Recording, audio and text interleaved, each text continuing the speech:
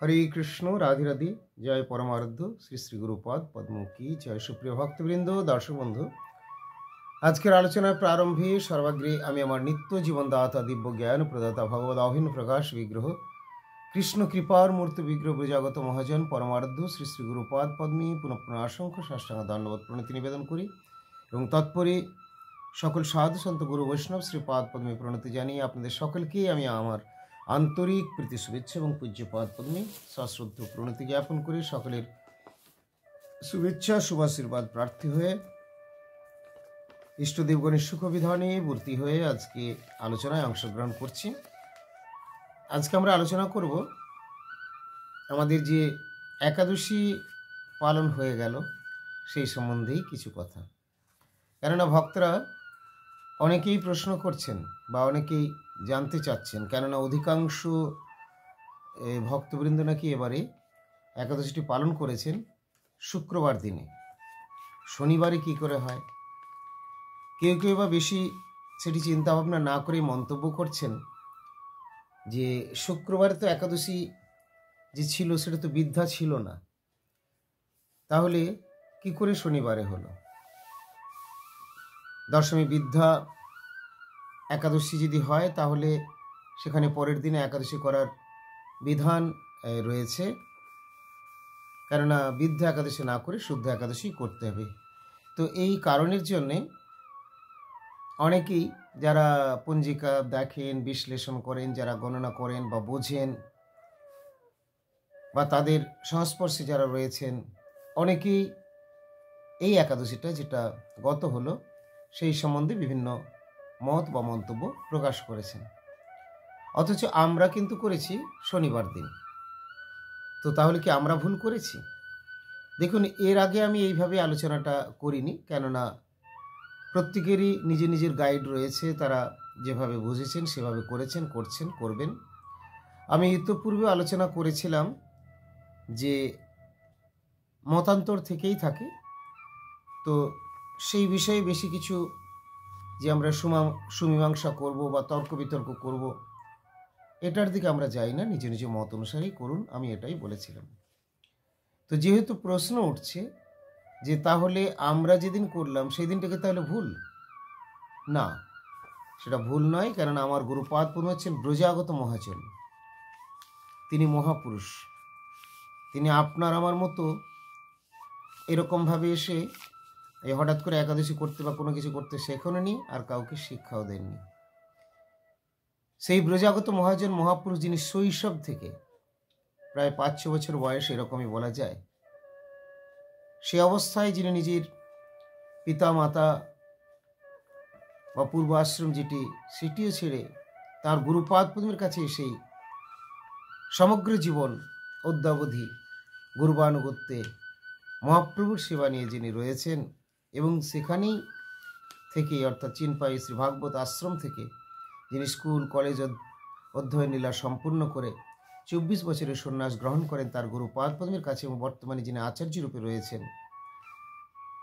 তিনি যেগুলি করছেন, করেন বা অনুমোদন করেন, সেই বিষয়ে নিশ্চয়ই আমাদের কারো কোনো প্রশ্ন থাকা উচিত নয় বা থাকাটা সমীচীন নয়। তো এরকম মহাপুরুষ যিনি, তিনি আমাদের নির্দ্বিধায় অনুমোদন করেছেন যে তোমাদের এই যে পঞ্জিকা বেরোয়, পঞ্জিকা থেকে যে নির্দেশ রয়েছে তোমরা সেই নির্দেশ ফলো করবে, এর বেশি পাণ্ডিত্য করার তোমাদের প্রয়োজন নেই। মানে আমাদেরকে বলেছেন, আমরা করি না। আচ্ছা, তিনি এত বড় কথাটা কেন বললেন যেটাই তোমরা নির্বিচারে ফলো করবে? তিনি বলেছেন, তিনি হচ্ছেন অত্যন্ত গুরুদেবতাত্মা, গুরুনিষ্ঠ, গুরুগত প্রাণ। তার গুরুদেব হলেন জগৎগুরু শ্রীশ্রী ভক্তিময়ক ভাগবত গোস্বামী ঠাকুর, যিনি ছিলেন বিশ্বব্যাপী গৌড়ীয় মঠের মূল প্রতিষ্ঠাতা আচার্য, মূল প্রভুপাদ, বা যাকে প্রথম প্রভুপাদ বলে, আদি প্রভুপাদ গৌড়ীয় মিশনের। সমগ্র গৌড়ীয় গগনে প্রভুপাদ বলতে ভক্তি সিদ্ধান্ত সরস্বতী গোস্বামী প্রভুপাদকে প্রথম সকলে বলে থাকেন, এবং আজও সেই প্রভুপাদকে মূল প্রভুপাদ বলে সবাই মান্য করেন। তো এই মূল প্রভুপাদেরই, তাঁরই কৃপা প্রদর্শিত, তাঁরই কৃপা নির্দেশিত যে মঠ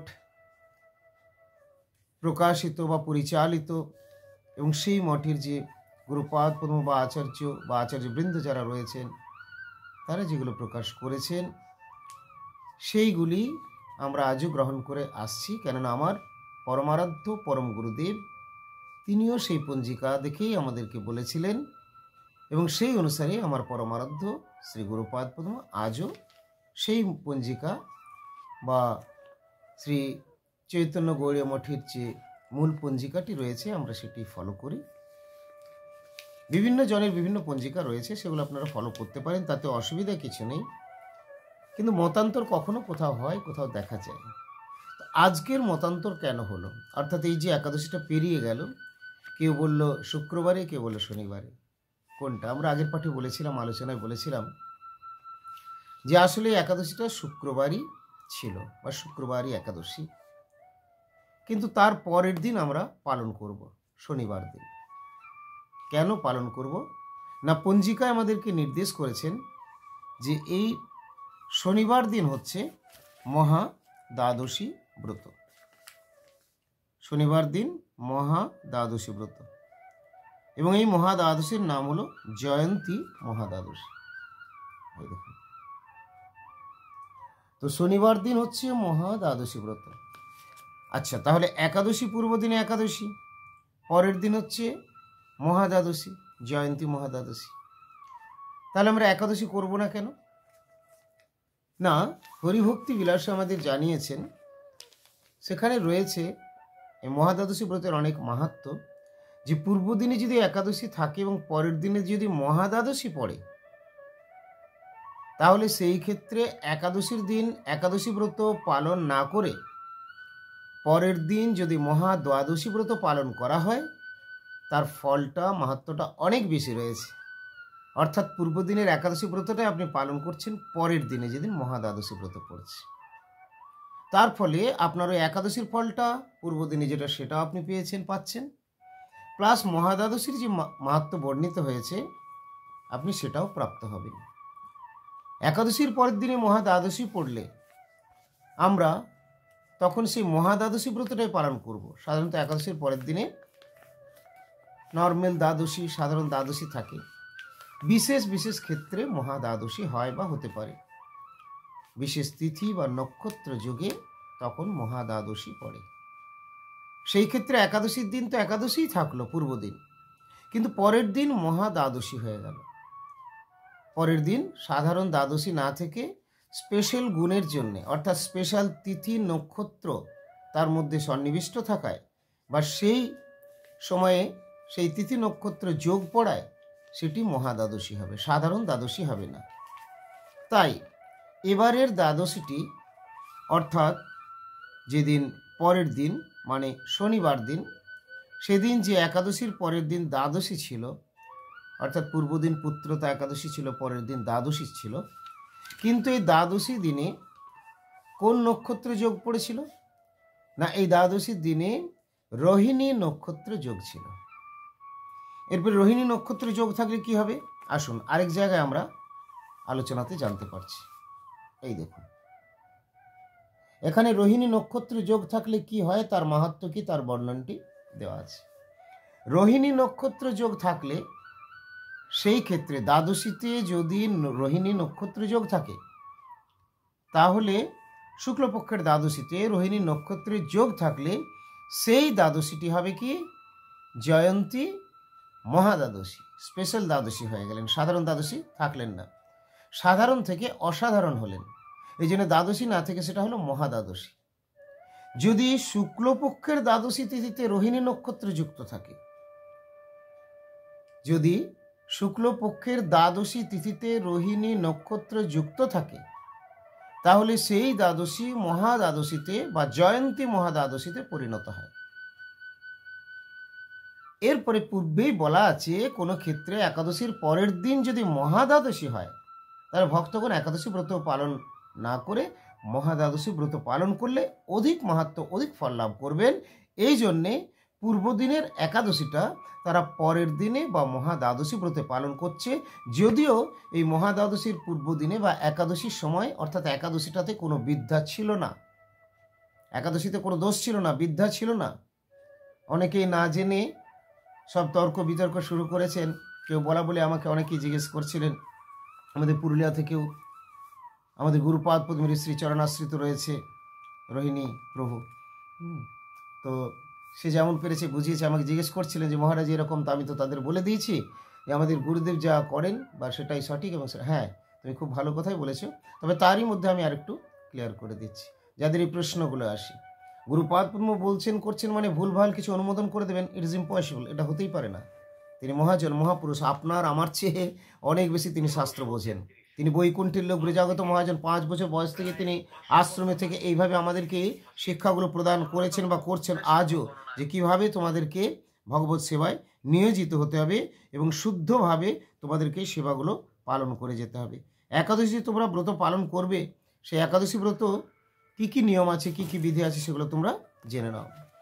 তো তিনি নিজেও আচরণ করে আমাদের সেগুলো দেখান, শেখান, আমাদের পঞ্জিকা ফলো করতে বলেন।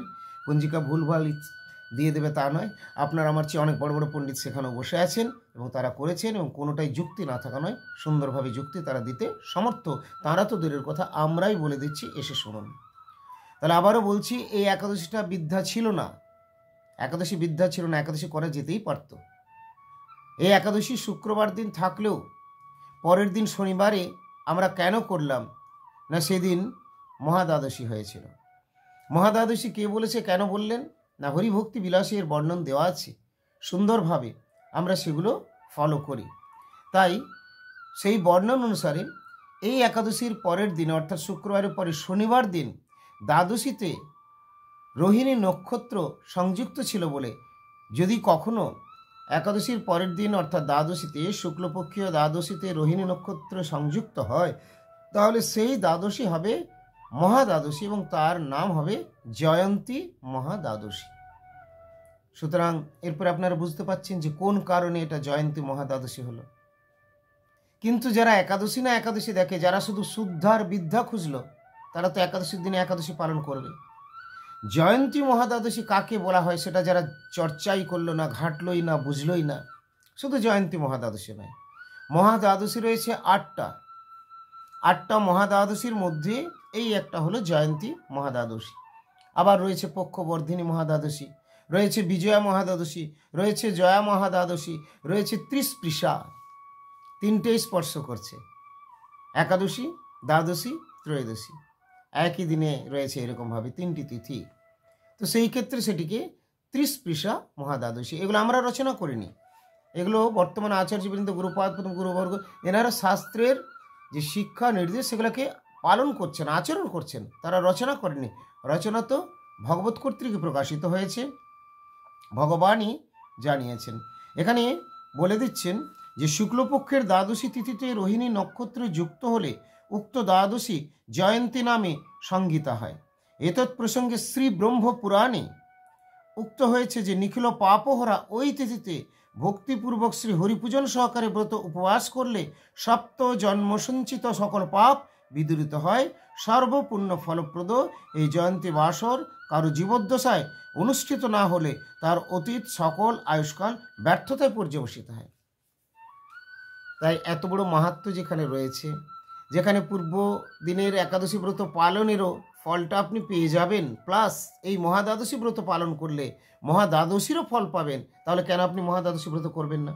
যারা করেছেন তারা শুধু শুদ্ধা বিদ্যা নিয়েই মত্ত রয়েছেন, তারা মহাদ্বাদশীর দিকে দৃষ্টি দেননি।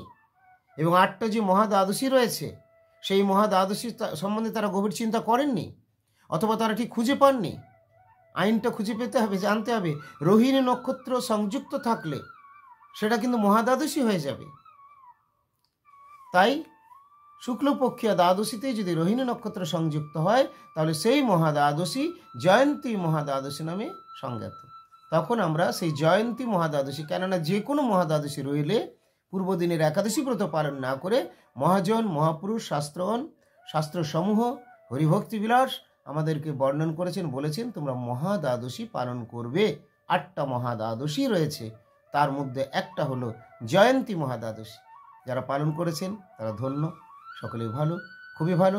আর যারা পালন করতে পারেননি আমি তাদেরকে কিছু বলবো না, তারাও জেনে রাখুন খুব ভালো করে। আবার পরবর্তী ক্ষেত্রে দেখবেন যখন কোনো এরকম মতান্তর আসবে যে কোনো মহা দ্বাদশী পড়ছে কিনা। শুদ্ধবিদ্যার ব্যাপারটা যদিও হয়ে থাকে সেটা যা হলো আলাদা জিনিস, সেটার ব্যাপারে আমি এখন বলছি না, অন্য সময় আলোচনা করব। কিন্তু মহাদ্বাদশী যদি থেকে থাকে আপনি খুঁজে বের করবার চেষ্টা করবেন কোন গ্রাউন্ডে কোন পয়েন্টে মহাদ্বাদশী হয়, এবং এটাতে সেই পয়েন্টগুলো আমরা পাচ্ছি কিনা। কে আছে আমাকে বলে দেবেন তো, খণ্ডন করে দেবেন তো যে না এখানে মহাদ্বাদশী পড়ছিল না। আমি বড় পণ্ডিত নই, কিন্তু আমার জন যারা পঞ্জিকা করেছেন তারা আমার চেয়ে বহু বড় বড় পণ্ডিত, আপনাদের পাণ্ডিত্যকে চূর্ণ বিচূর্ণ করে দেওয়ার ক্ষমতা রয়েছে। আগে জানতে হবে, বুঝতে হবে। হ্যাঁ করুন, যে যেটা ইচ্ছে করুন, কিন্তু আজে বাজে মন্তব্য প্রকাশ করে লোককে মিসগাইড করার আপনাদের কারো কোনো অধিকার নেই। তাই একাদশী যারা পালন করেছেন, একাদশী দিনে বিদ্যা ছিল না, শুদ্ধা ছিল, করতে পারেন, কিন্তু তার চেয়েও মহাদ্বাদশী ব্রতের মাহাত্ম্য বেশি। পরের দিনে মহাদ্বাদশী ব্রত কী কারণ হয়েছে আপনাদেরকে জানালাম। যারা পালন করেছেন ধন্য, অনেক অনেক ধন্যবাদ সকলকে। ভালো থাকুন সকলে। যদি আপনাদের কোনো এ ধরনের আলোচনা বা সুমীমাংসার প্রয়োজন থাকে আপনারা অকপটে জানাবেন। আমার খুব বেশি পাণ্ডিত্য না থাকলেও খুব সহজ সরল বুদ্ধিতে আমার গুরু কৃপায় আমি আপনাদেরকে বুঝিয়ে দিতে সমর্থ হব। আমার পরমারাধ্য শ্রী গুরুপাদ পদ্ম আচার্য শৈশব থেকে তিনি এসেছেন, তার মতো এত বড় শাস্ত্রজ্ঞ, শাস্ত্রবিদ, এত বড় মহান, এত বড় মহাপুরুষ, যার জন্য রাধারানীর বনমালীর যখন তখন লীলার প্রকাশ হয়। আমি বহু জায়গায় ঘুরেছি, দেশ বিদেশি বলা যায়, কিন্তু এরকম এনার মতো আমি দেখিনি। যার কথায়, যার বিরহে, যার জন্যে বৃন্দাবনের প্রেমময়ী রাধারানী দুই চোখ দিয়ে অশ্রু বর্ষণ লীলার প্রকাশ করেছিলেন। আমার মনে হয় এরকম মহাপুরুষ আর বোধহয় আমাকে খুঁজতেও হবে না, আমি যা পেয়েছি। আপনারা অনেকেই যা জানেন, যা পেয়েছেন। তো সেই মহাপুরুষের চরণধুলি, যিনি প্রভুপাদের নিজজন ভাগবত ঠাকুরের শ্রীচরণ আশ্রিত হয়ে আমাদেরকে সকলেই ভাগবত ঠাকুর তথা প্রভুপাদের সঙ্গে যুক্ত করে মহাপ্রভুর সেবায় নিয়োজিত করছেন, আমরা সকলে ধন্য। বলুন জয় গুরুপাদ পদ্ম কি জয়, সপরিকর মহাপ্রভু কি জয়, শ্রী রাধা গোবিন্দ বনমালী জি কে জয়, অনন্ত ভক্ত বৈষ্ণব বৃন্দ কি জয়, নিতাই গৌর প্রেমানন্দে হরি হরি বল। আজকে মঙ্গলবার, আগামীকাল হচ্ছে বুধবার, পহেলা মাঘ। এই দিন আমাদের সকল মঠেই গুরুপাদ পদ্মের কৃপা নির্দেশ অনুসারে বা তারও আগে পরম গুরুদেব প্রভুজির সময় থেকে ভগবানের খিচুড়ান্ন ভোগ হয়ে থাকে। খিচুড়ি, আবার অন্যান্য ব্যঞ্জন সহ খিচুড়ি ভোগ লাগিয়ে আমরা প্রসাদ পাই পয়লা মাঘ। আপনারাও যারা রয়েছেন গুরুপাদ পদ্মের প্রভুজির ফলোয়ার্স অনুগামী, তারাও এই দিনে যারা বাড়িতে ভোগ লাগান তারা ভোগ লাগিয়ে প্রসাদ পাবেন। যারা বাড়িতে ভোগ লাগান না তারাও এই দিন গৃহে সেদিন খিচুড়ি বা আগামীকাল খিচুড়ি করে ভগবানকে, বনমালীজিকে তুলসী, জল তুলসী এবং এই খিচুড়ান্ন ভোগ অর্পণ করে আপনারাও প্রসাদ পেতে পারেন। ভালো থাকুন সকলে, দেখা হবে আবার পরবর্তী পোস্টে। যারা এখনও আমাদের চ্যানেলটি সাবস্ক্রাইব করেনি তাদের বলবো চ্যানেলটি সাবস্ক্রাইব করে আমাদের সঙ্গে থাকুন আর নিয়মিত দেখতে থাকুন আমাদের এই পারমার্থিক দিব্য মধুর প্রসঙ্গগুলি। গতকাল আমরা একটি অনুষ্ঠান করে এসেছি, আমাদেরই এক ভক্ত তথা আমার পরম গুরুদেবের শ্রীচরণাশ্রিতা দুর্গারানী দাসী মদীয় গুরুপাদ পদ্মের অত্যন্ত স্নেহধন্য কৃপাধন্য।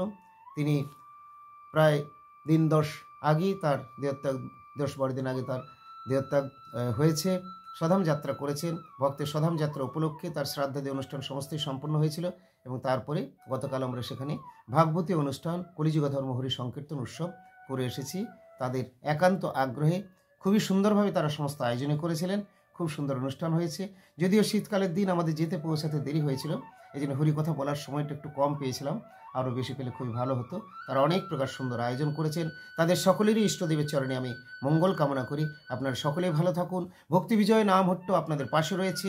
যখনই আপনারা চাইবেন আপনাদের গৃহে মাঙ্গলিক অনুষ্ঠান করার জন্য গৌড়ীয় সমিতির অন্তর্গত এই শ্রী শ্রী ভক্তি বিজয় নাম হট্ট এবং বর্তমানে শ্রী গুরুপাদ পদ্ম আমার দ্বারা এগুলি পরিচালনা করাচ্ছেন শ্রী ভক্তি বিজয় ত্রিদণ্ডী মহারাজ কর্তৃক পরিচালিত বাকি সব শুভবৃন্দ রয়েছে। আপনারা আমাদের সঙ্গে যোগাযোগ করতে পারেন, আমরা আপনাদের সাথে সবসময় রয়েছি। হরে কৃষ্ণ হরি বল।